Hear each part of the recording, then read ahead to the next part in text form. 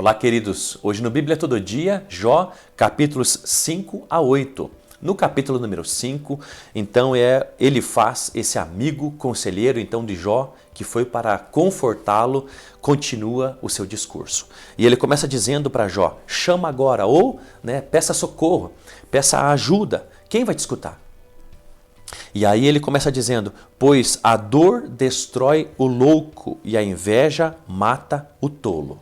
Olha que coisa mais interessante, ele está vendo todo esse sofrimento de Jó e ele olha para tudo aquilo, ele sabia e conhecia a história de Jó antes de tudo aquilo acontecer, sabia da história daquilo que lhe sobreveio, olhou para tudo isso e ele diz, olha Jó, cuidado com a dor, porque a dor destrói. Cuidado com a inveja, cuidado com ciúmes, porque ela mata. E eu quero fazer essa primeira reflexão no verso número 2 com você. Cuidado com a dor, cuidado com a ofensa, cuidado com o ressentimento. Pastor, por quê? Porque ela destrói, ela deixa louco. Cuidado com aquilo que você guarda no coração. Tenha um coração puro, perdoe quem quer que seja. Cuidado com as tristezas da tua alma. Cuidado com tudo, resolva isso. Se você não conseguir resolver com a pessoa, não tem problema, resolva dentro do teu coração e com Deus, libere perdão, perdoe essas pessoas, decida, escolha isso. Você tem esse poder. Por quê, pastor? Porque a dor, o ressentimento, a ofensa destrói. E destrói o louco, destrói o insensato, destrói o tolo, destrói aquele que não tem sabedoria, destrói aquele que não sabe o caminho do perdão. É isso que diz o texto. E a inveja mata. Não tenha ciúmes, não tenha inveja de ninguém. Isso mata. O ressentimento destrói e a inveja mata. E aí então ele vai continuar dizendo, vi o louco. Olha que coisa interessante, e por experiência, essa é a base dos conselhos então desses três amigos de Jó. Baseado em toda a sua experiência, naquilo que eles viram, já vivenciaram, nos vários processos da vida, de criança, adolescente, jovem, adulto, idoso. Eles agora, com tudo aquilo que eles viram, eles perceberam, olha, eu vi o louco fixar raízes, mas logo amaldiçoei a sua habitação. Ou seja, ele percebe, olha, todos os loucos, os insensatos, os desobedientes, os maldosos, eles não se firmam. Porque de alguma forma eu percebo que sempre sobre os maldosos há uma punição de Deus. Por toda a minha vida eu percebi isso. E saiba que essa é a principal base de todo o conselho desses três amigos de Jó. Eles percebem que Deus está atento aos seus olhos e os seus ouvidos à oração dos justos, mas vira as costas para os perversos e malvados.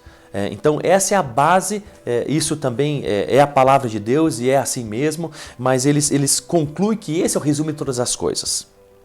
E como acabei terminando o vídeo passado, essa é a conclusão e toda a base dos conselhos que eles então dão para Jó. Jó, tem alguma coisa errada, se arrependa de alguma forma, porque tem alguma coisa escondida, e isso que te sobreveio é porque há necessidade de arrependimento.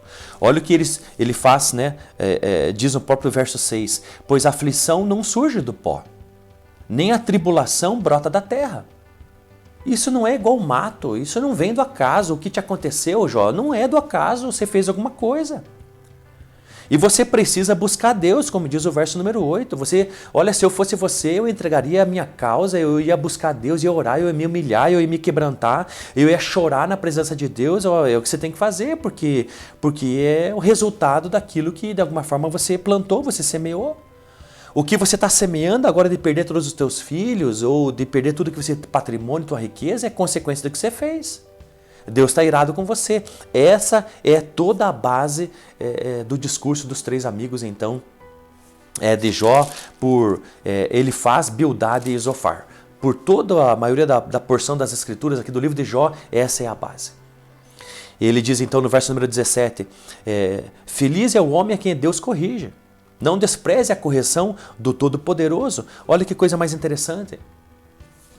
O verso número 17, dizendo aqui pela primeira vez, Todo-Poderoso, né? Assim como Jó diz ali no verso número 4 do capítulo número 6, usando essa palavra Todo-Poderoso, onipotente, isso é um atributo somente de Deus, que pode tudo, pode todas as coisas, Ele é o Todo-Poderoso. Isso foi dito na palavra de Deus a primeira vez em Gênesis, capítulo número 17, verso número 1, na relação de Deus a Abraão, quando Deus se manifestou a ele, se revelou e disse, eu sou o Todo-Poderoso. Olha que coisa mais interessante, talvez Jó tenha vivido na história da humanidade por essa época, de Abraão em diante. Olha que coisa mais interessante. Por quê? Porque ele não cita os mandamentos, né, da época de Moisés, mas cita a palavra Todo-Poderoso já revelada a Abraão. E então no capítulo número 6, de alguma forma, depois que Jó escuta o seu amigo, ele então vai se justificar das suas queixas. Ah, se pudesse pesar a minha mágoa e colocar junto na balança a minha calamidade, diz o verso número 2. Inclusive ele diz, olha, não ligue muito para as minhas palavras que são impulsivas, que eu talvez diga até sem pensar que está doendo muito. Essa é uma característica dos discursos de Jó em todo esse tempo. Porque Jó também tem essa compreensão desses seus amigos. Ele sabe que os justos são abençoados e que os desobedientes, os ímpios, os perversos são punidos por Deus por causa das suas maldades. Então ele também compreende isso. Em muitos textos o próprio Jó diz para os seus amigos, isso que você está falando eu sei. Então ele está dizendo aqui, ele está derramando, pois as flechas do Todo-Poderoso, diz o verso 4, cravaram em mim. Os terrores de Deus se arregimentam contra mim. Ele compreende que vem de Deus. Ele compreende que Deus é todo-poderoso. Olha que coisa mais interessante, ele não blasfema contra Deus, mas ele desabafa. Isso é uma característica muito preciosa no capítulo número 6 e por todo o livro de Jó. Mas ele então ouve esse discurso dos seus amigos e ele se justifica. E ele diz ali no verso número 24 e 25, ensina-me e eu me calarei, mostra-me onde errei. Ele está dizendo para os seus amigos, aonde que eu errei? Mostre os meus erros. Nem a minha consciência me acusa. Nem eu, quando para pensar, a gente ficou aqui uma semana sentado aqui de noite e de dia, a gente não saiu daqui e ninguém trocou uma palavra de conversa. E eu passei pensando a semana inteira na minha vida, na minha história, o que será que aconteceu, o que eu fiz, qual foi a causa de tudo isso. Mas eu não encontrei pecado algum, porque todos os pecados que eu cometi, eu já pedi perdão, eu já me arrependi, eu já fiz sacrifício. Eu já me quebrantei, já me humilhei diante de Deus. Então ele está dizendo, ele está se justificando aos seus amigos, esse primeiro amigo que faz o discurso, mostra-me aonde eu errei. Mostra que eu vou me arrepender. Mostra que eu vou pedir perdão. Essa é a base E no capítulo número 7, então, continua esse desabafo de Jó. Não blasfêmia contra Deus. Desabafo. Olha o que diz ali o verso 20 e 21. Se pequei, que mal te fiz. Ele está falando nisso ao próprio Deus. Se pequei, que mal te fiz, ó vigia dos homens. Porque me transformaste em alvo dos teus dardos. Porque me tornei pesado para mim mesmo. Porque não perdoas o meu pecado e não tiras a minha maldade? Pois agora me deitarei no pó. Tu me buscarás, mas eu não existirei mais. Ele está achando que não tem mais nada, que vai acabar morrendo com toda essa situação. Que está chegando já no final da sua vida. E o que Jó está fazendo aqui? Ele está desabafando. Eu sei que eu já comentei isso no vídeo passado, mas me permita repetir isso. Ele está desabafando, ele está tirando aquilo que está entalado na garganta, ele está manifestando um sentimento verdadeiro e genuíno daquilo que ele está sentindo. É isso que ele está fazendo, e isso Deus permite aos homens fazer. Ele está jogando para fora o que está sentindo. Ele não está blasfemando contra Deus. E existe uma diferença muito grande entre desabafar e blasfemar contra Deus. E talvez se pergunta, como é que você sabe, pastor, e a diferença? E que Jó não blasfemou contra Deus, porque em todo o livro de Jó, antes de Jó desabafar, ele engrandece a Deus. Ele reconhece a onipotência de Deus, a onipresença, a onisciência, ele reconhece a grandeza de Deus, que ele é o soberano, que ele diz ao sol apareça, e o sol aparece. Que que se não chove é Deus que impede a chuva de cair sobre a terra. Se chove é Deus que permite que a chuva caia sobre a terra. Em todo o tempo Jó está engrandecendo, exaltando a Deus das suas grandezas. Ele não perde de vista quem é Deus. Mas ele sim verbaliza a dor que está sentindo dentro do seu coração. E então sim, ele não esmorece na sua fé, mas sim ele pergunta por quê. E essa é a diferença de blasfêmia e de desabafar. Nós podemos sim, nos é permitido muitas vezes perguntar para Deus, Senhor, por quê? Sem a gente perder de vista quem é nosso Deus e nosso Senhor e deixar esmorecer a nossa fé. É sim, a gente não entende um monte de coisa. Se os nossos filhos que não entendem muita coisa perguntam pra gente o tempo todo por quê, por quê, por quê, por que nós não podemos perguntar para Deus por quê? Deus não quer que a gente sirva de uma fé cega. Não há problema nisso. O problema é a gente blasfemar contra Deus, o problema é a gente insultar, amaldiçoar, se afastar, abandonar Deus. Esse é um problema, isso se chama blasfêmia. E no capítulo, então, por fim, capítulo número 8, outro amigo de Jó vai falar agora, chamado Bildade. E Bildade começa dizendo, então, até quando falarás assim? Até quando as palavras da tua boca serão como um vento impetuoso? E ele começa então a falar então do caráter de Deus, né, desse Deus todo-poderoso. Pode ver que todos falam essa palavra, todo-poderoso, e vão realmente falando coisas acerca das grandezas de Deus, tentando encorajar ou aconselhar ou confortar né, Jó. E aí, olha que coisa mais interessante que Bildade fala no verso número 4 para Jó. Se teus filhos pecaram contra ele, ele os entregou ao poder da transgressão. Gente do céu, olha o que esse conselheiro faz. Olha do que esse amigo de Jó faz.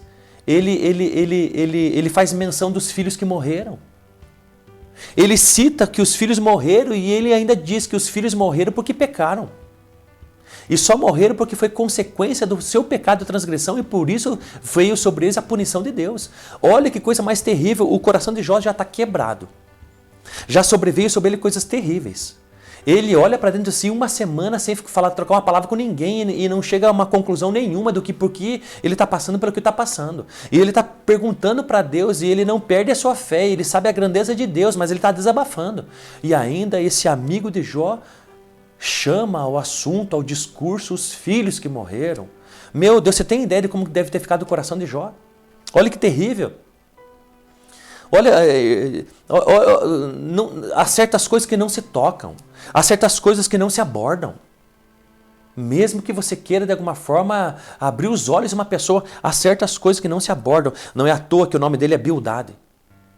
Bildade significa o filho da contenda. E talvez seja isso que ele está provocando, sem querer talvez, mas é o que ele está fazendo no coração de Jó, causando ainda mais revolta, ou ainda mais, não, a palavra revolta não é certa, mas ainda mais tristeza no coração de Jó. E aí então Bildade vai falar uma coisa muito interessante no verso número 8, 9 e 10, que vai falar sobre a necessidade da gente, da sabedoria do passado, né? Olha que coisa mais linda, verso número 8, pergunta à geração anterior e considera o que seus pais aprenderam. Olha que coisa mais linda isso, a gente precisa aprender com isso. A gente precisa aprender com os nossos pais, com os ancestrais, com a geração passada. A gente precisa aprender, porque eles vieram até um ponto e a gente precisa não, quando estiver diante de Deus e descortinar esse plano de salvação nos nossos olhos em relação a Deus, o nosso Salvador, começar tudo do zero, não. A gente já pode começar daquilo que a geração passada já trilhou, até onde eles foram. A gente não precisa, como igreja de Jesus Cristo, desprezar aquilo que os ancestrais e que o passado e os homens que já viveram trilharam. Não, a gente pode dar continuidade naquilo que eles já conheceram em relação a Deus, a si mesmos e do mundo. Tem um homem chamado John Robinson, que quando eles saíram da Inglaterra e foram pro Novo Mundo, né, para os Estados Unidos, ele disse assim, o Senhor ainda tem muitas verdades para revelar de sua santa palavra. Olha que coisa interessante. Então saiba de uma coisa, não despreze os ancestrais e a geração passada, mas olhe aquilo que eles já descobriram em Deus nas suas verdades em relação ao homem, em relação a Deus, em relação ao mundo, e daí dê continuidade, para que a gente tenha muito pouco tempo para viver. Então, para que a gente possa não voltar da estaca zero a cada geração, mas que a gente possa dar continuidade baseada na geração passada, para chegar em coisas ainda maiores e que Deus quer nos revelar. E termina o capítulo número 8, no verso número 20, dizendo: mas por certo Deus não rejeitará o correto, mas nem segurará os malfeitores pela mão. Olha que interessante, mas por certo Deus não rejeitará o correto. Ele está dizendo para Jó, como ele faz também o primeiro amigo que já discursou: olha, Jó, Deus não despreza o justo, então tem alguma coisa errada, mas para o malfeitor Deus não pega na mão. Então, aquilo que te sobreveio, saiba de uma coisa, tem alguma coisa errada, você precisa se arrepender, você precisa ter alguma coisa escondida, Jó. E você não pode depender das suas próprias forças, você precisa então quebrantar o teu coração diante de Deus e buscar Ele. Mas não é o que Jó faz. Por que não é o que Jó faz?